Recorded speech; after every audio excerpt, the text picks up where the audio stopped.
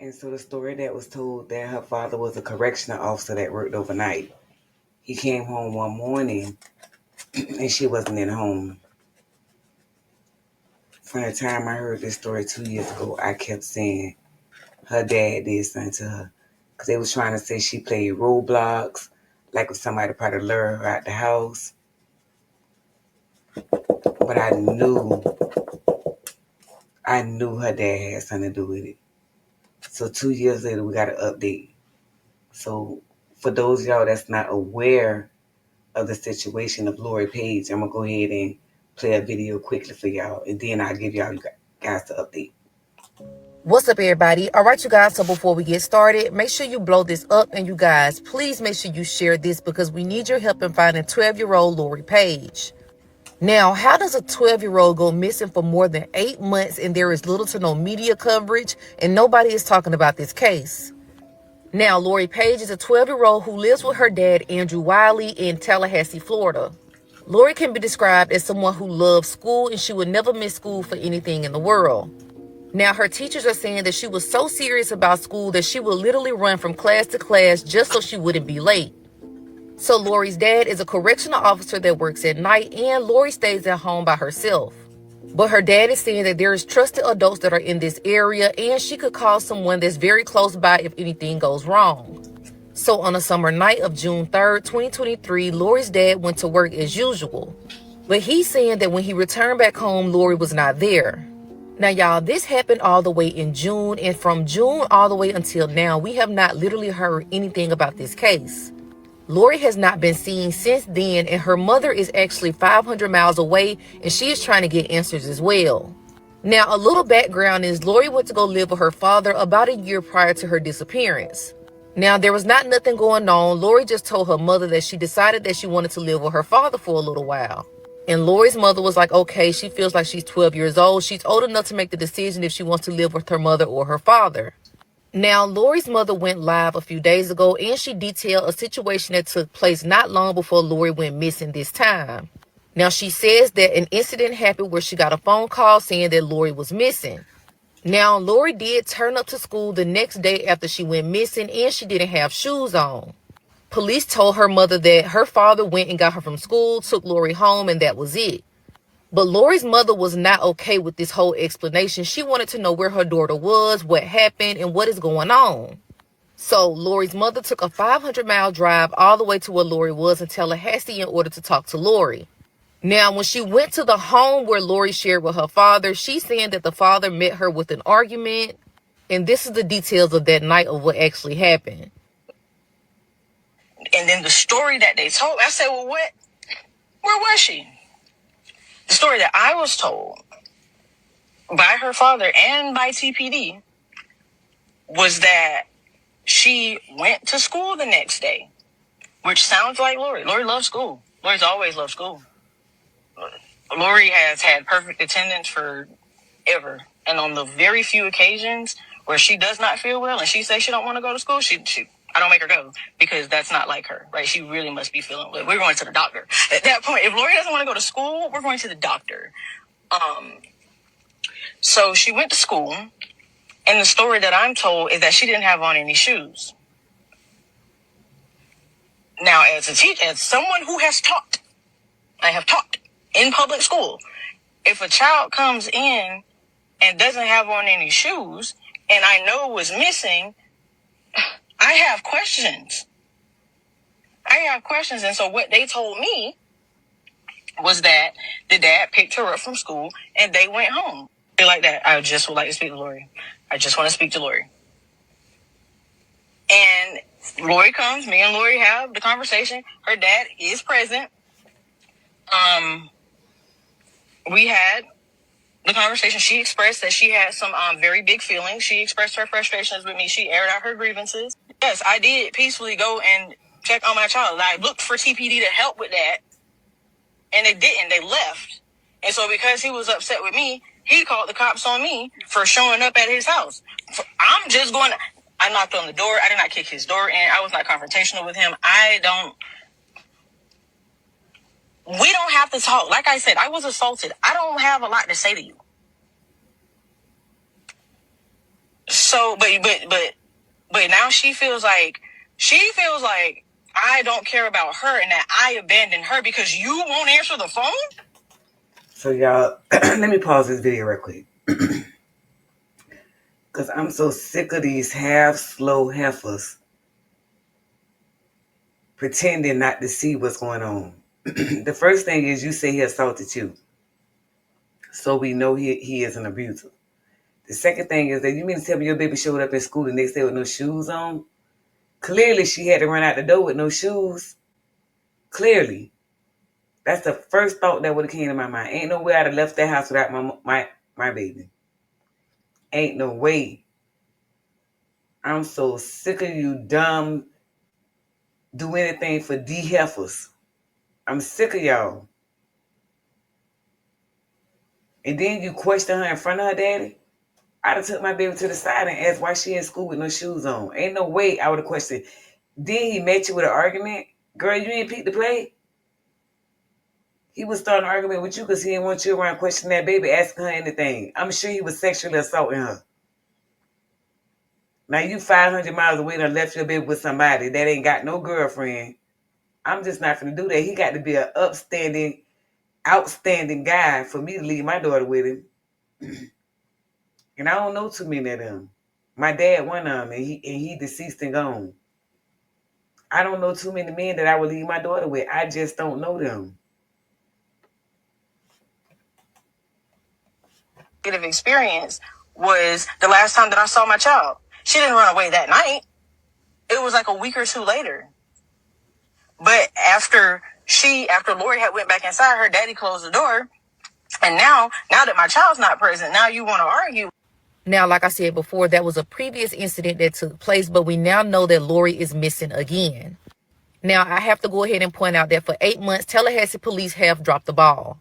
For some reason, they thought that Lori's mother maybe had her or knew where she was. But just like Lori's mother said, I have no idea where my child is. I even went to her dad's house when that incident took place the first time looking for her. Why would I be hiding my child out when I literally give my child the opportunity to say where she wants to live? This was not like Lori was taken away from her mother. It wasn't that type of situation. Her mother gave her the opportunity to live with her father. So we learned that an incident that happened when Lori was about 9, and she asked her mother for a zip code because she wanted to do something on Roblox. Now, since that incident took place, her mother really didn't trust her being online, so she would monitor everything that Lori did. Now, remember, that was when Lori was at her mother's house. Lori is now in Tallahassee at her father's house. So we learned that Lori did not have a cell phone, but there was a computer in the home, but we don't know if police have actually went through that computer. Lori did not own a cell phone. And teachers are saying that around the time that she went missing, Lori had actually gotten a bad grade on a test. The reason why this is so important is because her teachers are saying that they were very concerned with how upset Lori was about this one bad grade. Now, Lori was an A student. She was a perfectionist, and her teachers are saying that this bad grade was not going to affect her either way or another. But for Lori, this bad grade really, really did something to her. And her mother also says that she has this like flight response to things. So if she thinks she's going to get in trouble, if she thinks something's going to go bad, she will leave. Now, that's not to say that she left because she got that bad grade. Remember, she's a really good student. So that bad grade was not going to make her flunk her class. But did that bad grade have something to do with Lori leaving? Now, her mother does not believe that she ran away. Even though they're classifying her as a runaway on the missing person flyers, this is a 12-year-old. She's afraid of the dark. She doesn't even like to go outside when it's nighttime. So her mother really thinks that something is wrong. Not to mention that who's feeding her? How is she making it by? She's only 12 years old. She doesn't have a phone. Where is Lori? 252 days since Lori Paige went missing in Tallahassee. It's time. It is time to go ahead and bring this to a conclusion. I'm Terry Gilliam in the Northwest Tallahassee neighborhood. Now search efforts continue and neighbors in this community are trying to find answers they've been looking for. 8 months after 12-year-old Lori Paige's disappearance, members in the community are still looking for any clues to find her.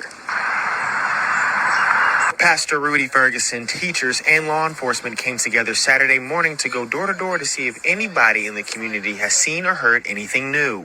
So we know that Lori is 12 years old. She's about 5 feet tall, 120 pounds with black locks. Now, they don't know what she was last seen wearing, but we know that she has a multicolored book bag that she might be carrying. Now, y'all remember, she has been missing for about 8 months. So please, if you have seen anything within the past 8 months, contact Tallahassee Police. Y'all, shout out to the real big Draco. She covered this like when the little girl came up missing. The little girl came up missing like 2023 of June, I think it was. And I'm just fed up.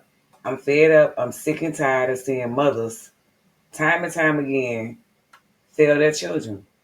Why are you sending a 12-year-old girl to live with a man? Father or no father at this point. At this point, I don't trust nothing. I'm believing nothing what I hear and half of what I see. I'm just not doing that. Like, I'm sick of it. We seen this with the Nazaria Harris case. We seen this with the Kamani Latif case. Mothers, wake the fuck up. Like, when?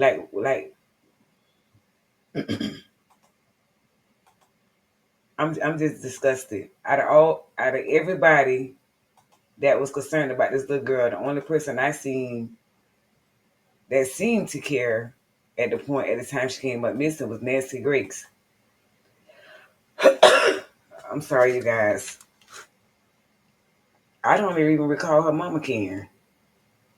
I just don't. Y'all seen her mama right on video and what she was saying. So let's see what Nancy Grace had to say. Can you please just hear me out? No, all work management platforms are the same. They take forever to learn, and in the end, nobody uses them.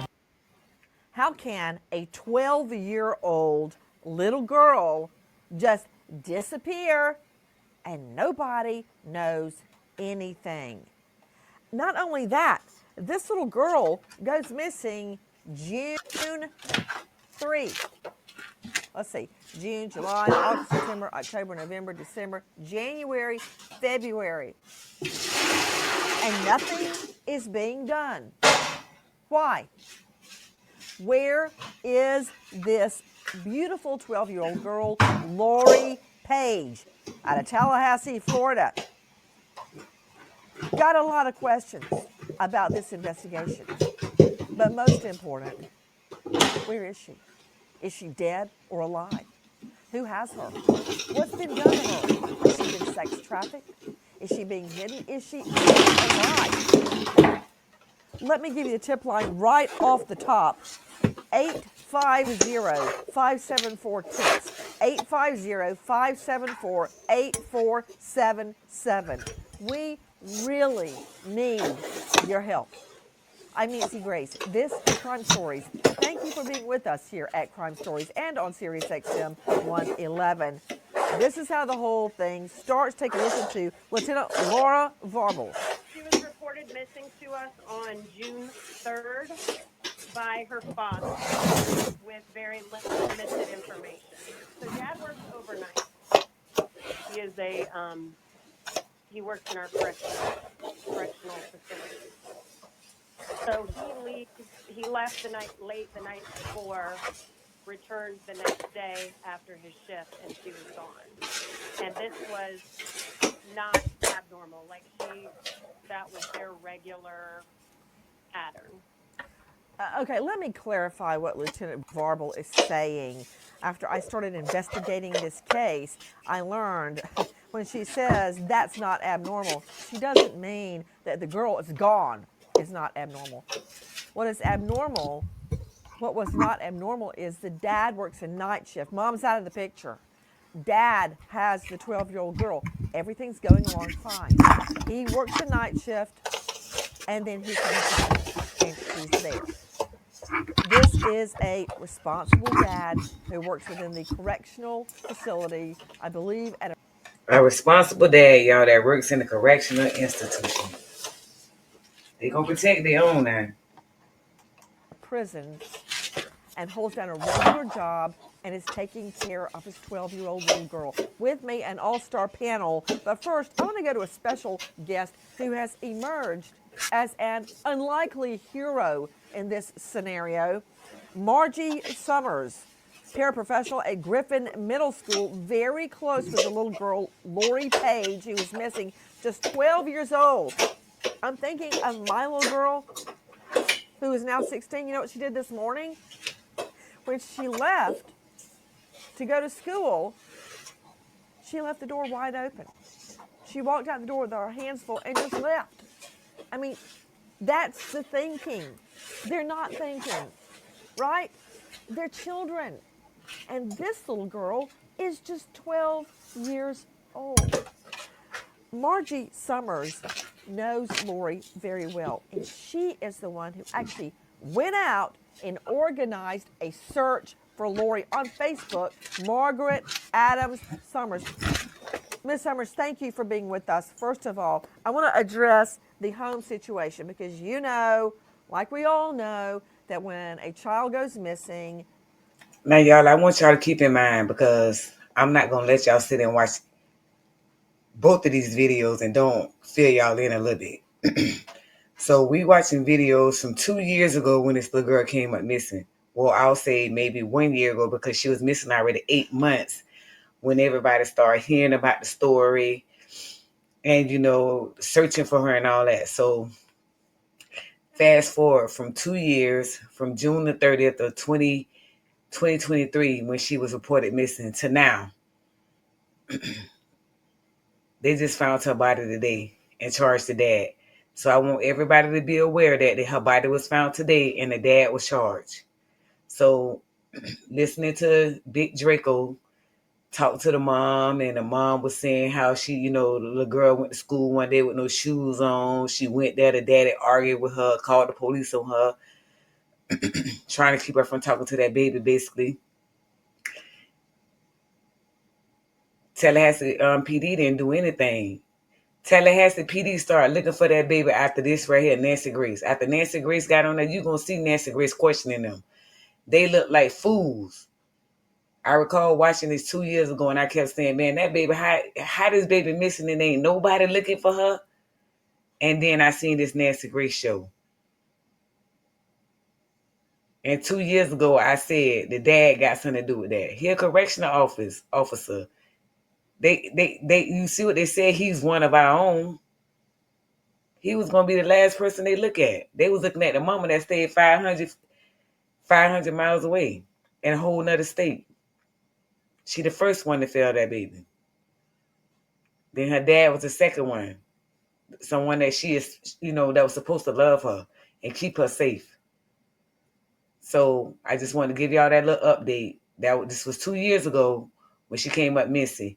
Nancy Grace did a coverage on it 8 months after she was already missing. So now we're 2 years fast forward from the day she came up missing, and the dad has been charged today. So let's finish listening to Nancy Grace. Or a child is killed, it's very likely someone in the family. And the first place you look are the male family members. You look at the dad, the stepdad. You heard what Nancy Grace say? Anytime, Nancy Grace been doing this for a long time. That's why I like Nancy Grace. Nancy Grace say anytime a child comes up missing, you look to people in the family close. And typically you start with the men. The boyfriend, the live-in, the older brother, the ex-boyfriend, anyone connected to that family. In this case, we're not seeing that kind of suggestion against Lori's father. Do you agree or disagree? I agree with that. What can you tell us about their living situation? I know that about a year prior to her disappearance, that her mother brought her to the father and basically left her with her father. At that point, her father was somewhat new to parenting, but the two of them were making a go of it.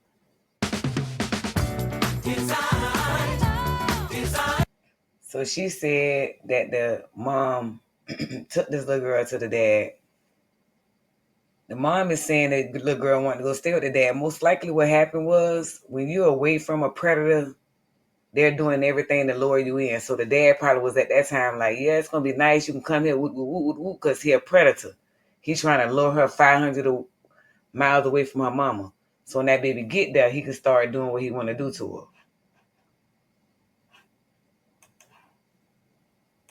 Hey, we're all new at parenting. I'm open to any and all advice, and believe me, I get plenty of advice online. You know, the other day, with me, Nicole Parton, crimeonline.com investigative reporter, and I want everybody to know one of the reasons we have her on today is not only is she a phenomenal investigative reporter, but she is the mother of 10. 10. She has taken in children, fostered them, and adopted them that had all sorts of learning problems, moms that neglected them and abandoned them. So she is a super mom.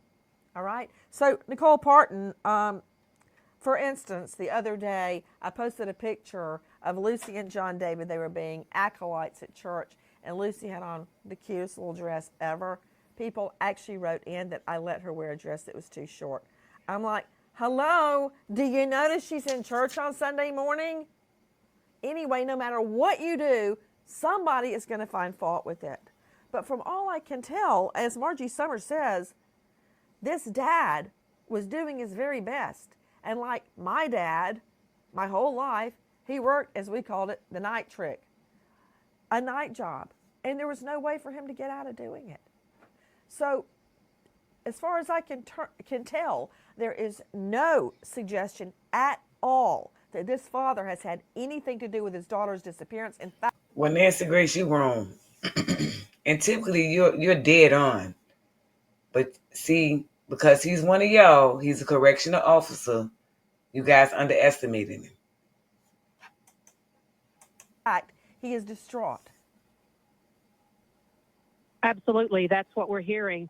And another thing to note, it's been mentioned repeatedly, she was a wonderful student. Here's a girl who loved to go to school. She loved education. She loved learning. So that in part has to be a reflection on somewhat of the dynamic at home. This dad was doing his very best. She was in school every day. He was working. As was said, they were making a go of it, and it sounds like he was doing a really good job. 12 years old, I have an 11-year-old daughter, a child. It's a child. She's disappeared almost 250 days now. She's been missing, a little girl. Well, I didn't even know about the story. Margie Summers, back to you. And I'm going to introduce the rest of our all-star panel, who are incredible. You'll recognize a lot of their names. Margie Summers, I was just thinking about what all this child has gone through, but you knew her. It's my understanding that she was doing really well with her father, never missing school, upbeat. Is that true?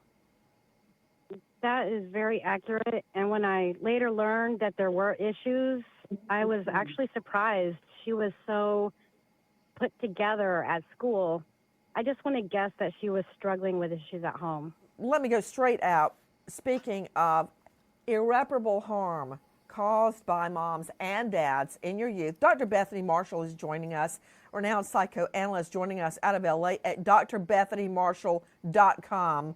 Dr. Bethany, we need some help because, see, my memories of my mother is that she did, and my dad did, everything she could to help us. Of course, we grew up on a red dirt road in the middle of rural Bibb County, but every day we were at school, we never thought of laying out of school. When I woke up at 7 a.m. in the morning, my mom was already gone to work, but she had laid out 3 breakfasts, grits and eggs, and things for us to drink. Everything was done. Our clothes were laid out the night before. We never missed school. We never missed church. In fact, I asked her one time, Mom, what would happen if I told you I didn't want to go to Sunday school this morning? And she didn't miss a beat, Bethany. She said, oh, well, I would just pull you out of the nice school you're in right now and let you go to the Georgia Industrial Home for Girls to learn a trade. And she just kept going. I went, I got to go get ready. So that was that. I never brought that up again. But my point is, see, it's so hard for so many people to identify with a mom that drops you off. When the one person who is entrusted with taking care of you, making sure you're safe in this world, making sure your hair is combed, there's breakfast on the table, the person who's supposed to have a secure attachment with the father, when that person cannot hold on to their relationship with the child, she's perhaps antagonistic with the father, that really destroys a child's world. And I'm going to tell you something about this little girl. her primary attachments were with her father and with her schoolmates. I just now, the little bit I've heard on this show tells me that this is not a runaway. This is somebody who had attachments in their immediate circle. Runaways are children who have such a huge amount of trouble in their home that their primary attachments are with strangers. See, but she did run away. She ran away a week before she came up missing and showed up in school with no shoes on. So, yeah, she didn't run away. She ran away from her father. He probably was beating her half to death in the house, and she probably shot out the door running with no shoes on, stayed out all night. No, God knows where she stayed, because if she had stayed at somebody's house, they would have gave her some shoes. So she most likely stayed in the streets and went to school the next day with no shoes on, and nobody did nothing. Nobody did nothing but let her dad come pick her up and take her back home. That's it. Come on. Y'all all felt her. Y'all all felt that, baby. I don't want to hear nothing that y'all talking about, because my work is easy because I use ClickUp. Here's how I keep... I'm kind of skipping through this because what they talking about typically don't go on in the urban neighborhoods. Yeah, we got good mothers in the urban neighborhood. We do. But in a case like this, y'all seen her mom. I showed y'all her mom in the last post, in the last video. Clearly, her mama drove 500 miles because she ran away just to get there and do nothing. So she didn't have her mom there, and she knew she couldn't tell her mom that because her mom had to go back home and she had to be there left with her dad. They end up dead? 100%, Nancy. I mean, in this situation, obviously, 12-year-olds, they just don't disappear. They can, sometimes circumstances, they do run away. However, in this particular case, if we look at it, from a 30,000-foot view, you got to take into consideration, and we've talked many times on your show about this, the victim risk continuum. And when you look at that, this child falls within a medium risk in relationship to the totality of her life circumstances. With that in play, I don't even know what you're saying. She's a medium risk in totality with her life circumstances. What in the hey are you saying? Can you listen? I feel like I'm hearing someone read a police report. Please dummy down for me. What are you saying? Okay. So what you do is you have like an L-shaped risk continuum. And on one side, you write environment, situation, circumstance. On the bottom, you put low, medium, and high risk. The lower to the left, the child's daily activities, the higher the opportunity is for a suspect and or somebody in her environment. Now, in this situation... Okay, I do still. Do you know what he's saying? Sort of. Okay, again, we don't know what you're saying. Let me try to interpret in regular people talk. Chris McDonough, are you saying that she was at a low risk for being a runaway? No, I'm saying she's in the medium category. I did not have any idea what you're saying. Medium category for what? For potentially somebody luring her out of the home through an internet situation, through anything. So at medium risk for kidnap or luring, is that what you're saying? Luring. Okay, yes, medium risk because of what? Because just so you know, we have learned that she did not have a social media profile. She was not online. Right. Well, that's not uncommon for, somebody to, within the family to say, well, wait a minute, she could have had a phone, she could have had access through her friends. There could have been a variety of circumstances. And that's why I'm saying you take a look at her environment, the totality of her environment. Who are her friends? What access points to the internet does her father or friends have? And those are kind of things that kids, you know more than anybody. I mean, I've raised 4 of them. They sometimes use their friends' stuff. And that's the kind of Well, the only thing that raises a risk in my mind is the fact that her dad had to work overnight and mom's not in the picture at all. She had recently moved to the area. I guess, Margie Summers, it was over a year ago? Yes, it was approximately a year earlier. I think it may even have been August, so the beginning of 6th grade. Gotcha. Listen to this, guys. She was recently moved to the area to live with Dad. She had been with Dad for about a year. She has had a lot of things happen in the course of her life, so there could be several reasons with regards to her background. We just really can't speculate as to which that could be. To Dr. Bethany Marshall, I want to follow up on what we're hearing the lieutenant say about having had a tough time of it. Starting a new school is hard enough on its own. Then your dad is gone. You get home in the afternoon and your dad leaves to go to work. So she's there by herself, probably musing about whatever happened during the day, maybe being homesick. So that's difficult. Nancy, that's profoundly difficult. You know how much time you spend with your kids processing the events of the day? And imagine. So to make a long story short, you guys, that's a detective on Nancy Grace's show, and she basically gonna tear them apart. She gonna tear them apart by why they ain't looking for that baby more, why they ain't been on the news more. Because just like Nancy Grace said, Nancy Grace know everything, and she hadn't even never heard of the story. To the little girl teacher contacting Nancy Grace. Nobody looked for this baby. They took the dad's word because, like they say, he was one of their own. He was a correctional officer. He worked in the prison as a guard. And they took his word that she ran away. They took his word. They failed that baby. And to make a long story short, they was wrong. they was wrong. So let's go here.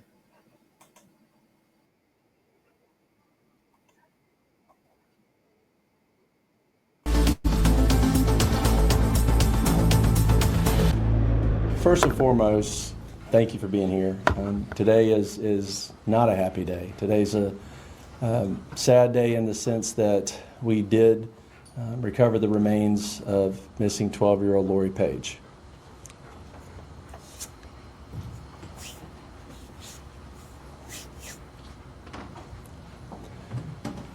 I told you 2 years ago we would never give up. I told you 2 years ago we would find Lori and we would bring her home.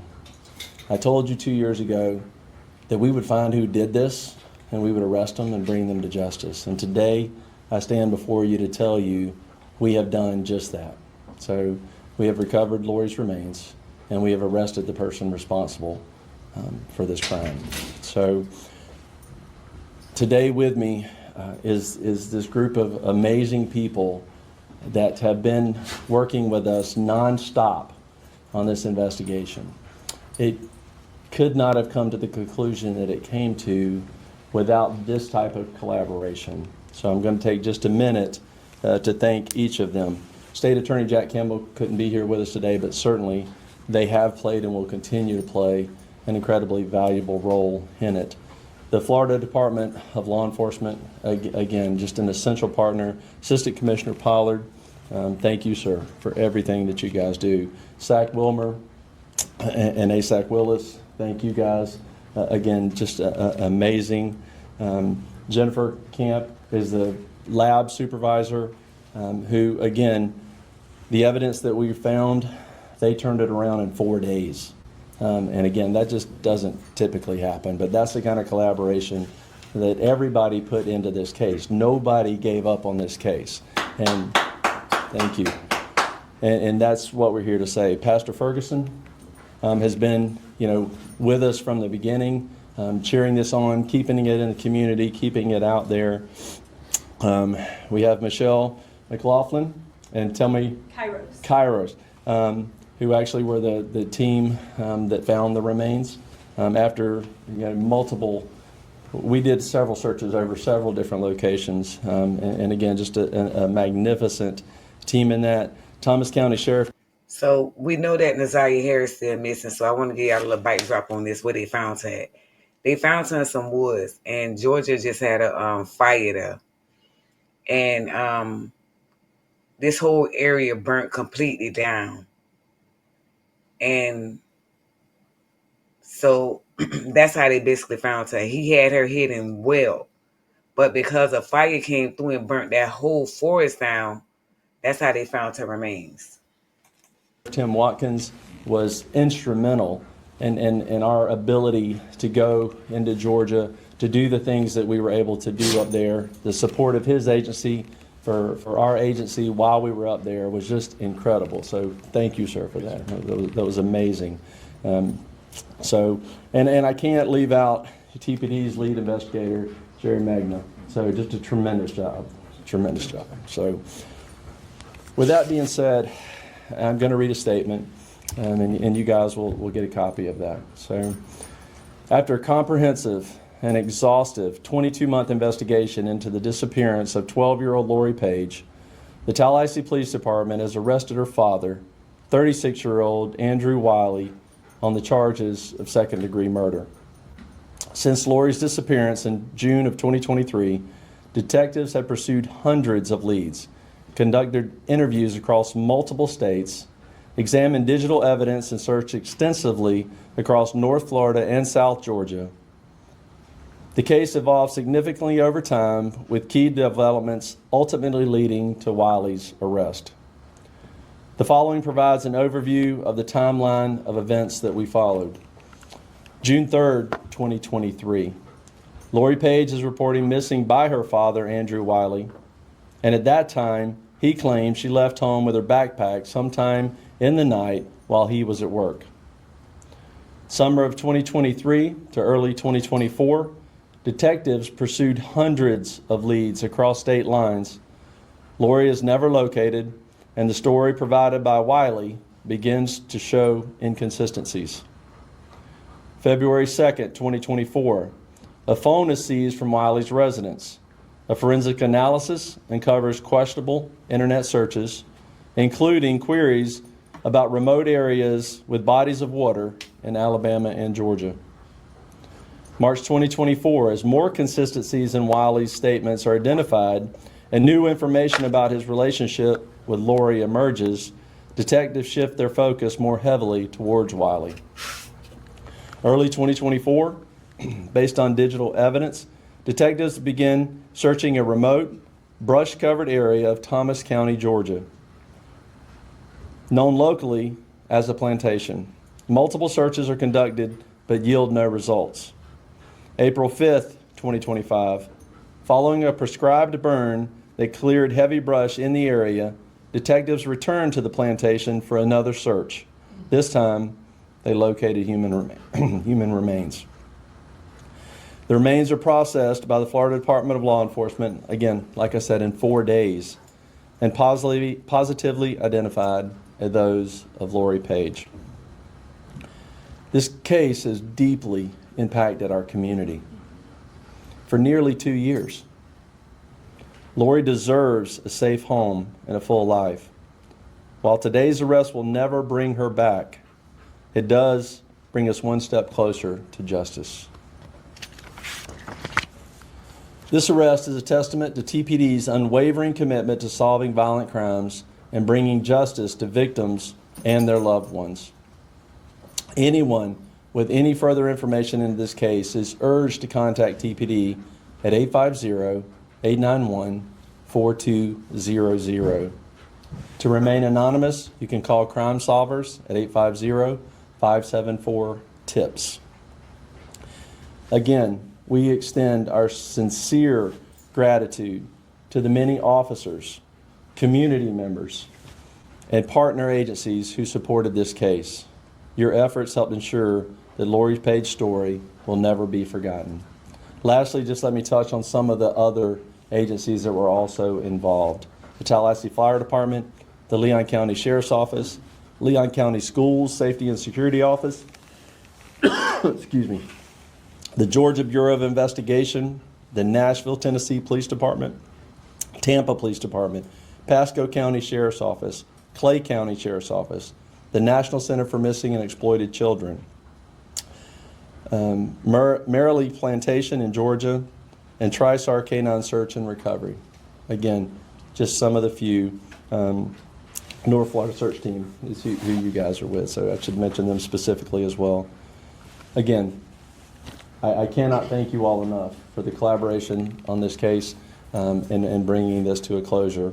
At this time, we are not going to take questions. I will tell you that we will be available as the investigation continues. We will make ourselves available in the coming days to address some of those things, but at this time, we will not take questions. So thank you very much for being here.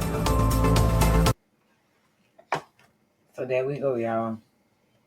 So this little girl came up missing. Her daddy was front and center with the weeping tears, boo-hoo and crying. And like they say, he's one of our own. We got to find his daughter. All along, he's the one that unalived that baby. All the signs was there. Her running away, he blocking the mama. Like the mama say, she used to call there was times she couldn't even talk to the baby because the daddy had her blocked. He couldn't take a chance on that baby telling her mom. He took her phones.